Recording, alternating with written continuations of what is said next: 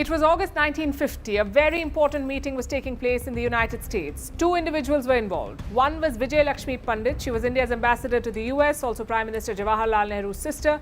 The second individual was John Foster Dulles, an advisor to President Harry Truman. Later on, he became the US Secretary of State. Now, letters written by Vijayalakshmi Pandit reveal what happened at that meeting. The American side had a proposal. They said, let's remove China from the United Nations Security Council. Let's put you, India, instead.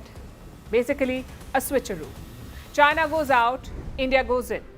You don't need a time machine to know what happened next. India doesn't have a permanent UNSC seat, so obviously New Delhi rejected that proposal.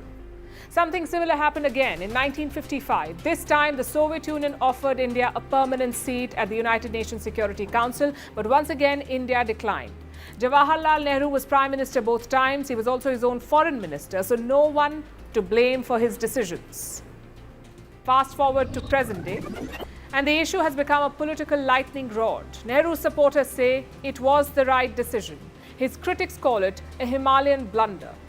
So what exactly happened in 1950 and 1955? Why did Jawaharlal Nehru reject the offers? And was he right in doing so? Time for a flashback.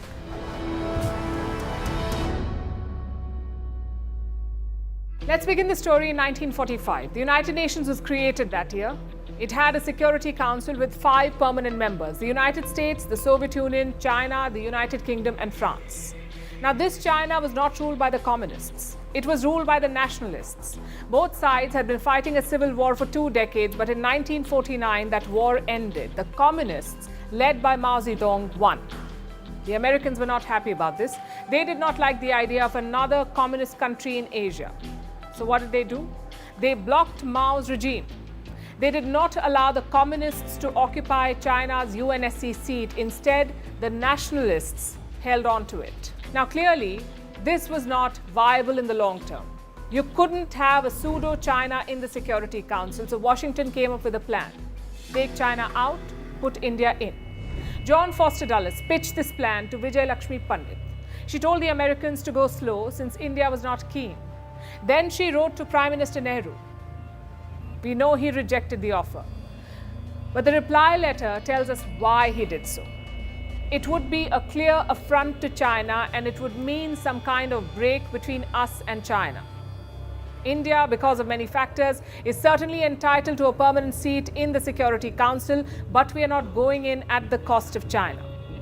So Nehru had 2 concerns. First, he thought China would be angry. He thought Mao would turn against him, which he did anyway in 1962, but we'll get to that later.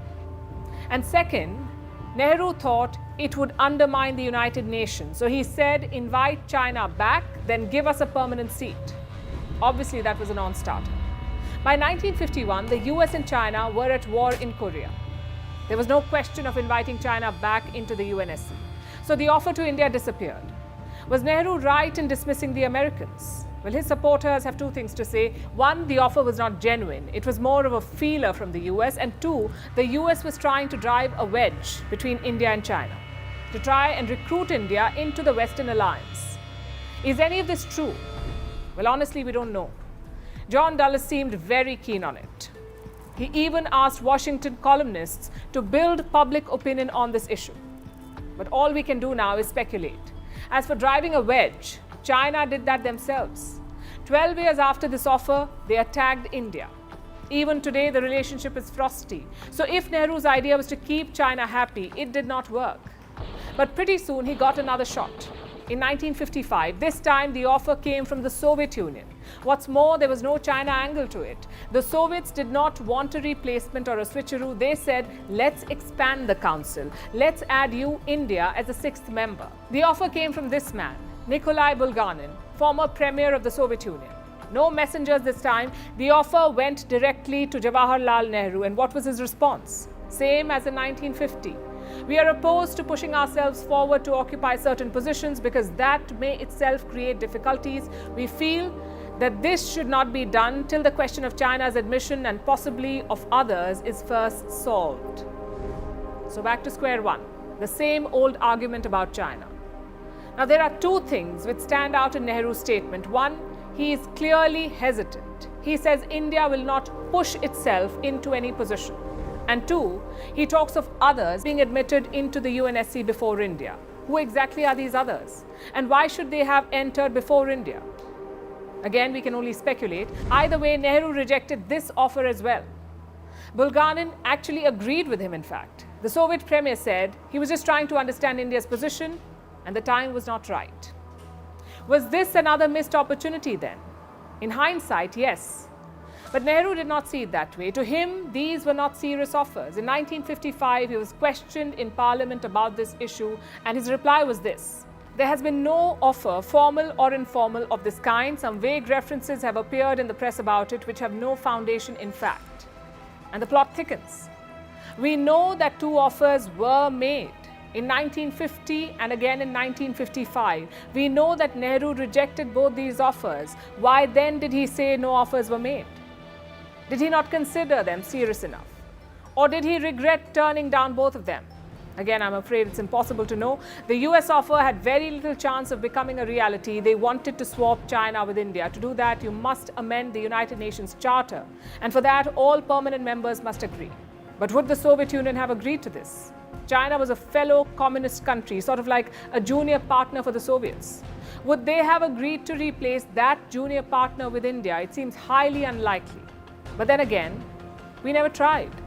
The Soviet offer in 1955 seems more plausible. No replacement business there. India would have been added as a sixth member. Who knows? Maybe the US would have agreed to it. But once again, we never tried. Nehru had his own reasons for what he did. He was an idealist. He thought the United Nations Charter was the holy grail. But most importantly, he thought India was not ready. His statement to Bulganin confirms that. So do notes written by him in 1955. In June that year, the Prime Minister traveled to the Soviet Union. He spent 16 days there. He traveled almost 13,000 kilometers, and during this tour, Nehru wrote something very interesting. We have said that India is not anxious to enter the Security Council at this stage, even though as a great country, she ought to be there. So Nehru was in no hurry. He thought India had more boxes to tick. In hindsight, we can say it was a missed opportunity. A permanent seat would have helped India on multiple occasions, like on Kashmir, or the 1971 Bangladesh war, or the war with China in 1962. Each time we were at the mercy of world powers or hoping our friends would bail us out. Take the 1971 war, for example. India was fighting Pakistan to liberate Bangladesh. The United States tried to push multiple resolutions against India. They wanted India to stop the offensive. Thankfully, the Soviets vetoed them, all of them. But what if they hadn't? India would have had no choice but to stop fighting, perhaps. Bangladesh may still have been East Pakistan. So having a permanent seat would have helped. As for Nehru's reasons, there is no point guessing. The answer may lie deep inside the archives of the Ministry of External Affairs, maybe in some scribbled notes, or a letter written by diplomats. Many people have demanded that these files be made public, but so far it has not happened. So everyone speculates, from analysts to politicians to journalists. It's an engaging exercise, but it's also a futile one. But here's what I will say. Missed opportunities from the last century should not deter India now. We may or may not have been ready in the 1950s, but today we are definitely ready. India deserves a place at the United Nations Security Council. It is the largest democracy in the world. It is also a nuclear power with 1.4 billion people. If India does not deserve a seat, makes you wonder who does. But do you know what the irony is? Both the US and Russia still support India's permanent seat. In fact, so do the UK and France. Only one country is blocking New Delhi, the same China for whom Nehru rejected two offers. Time machines may not exist, but if history does repeat, I think India has learnt its lesson.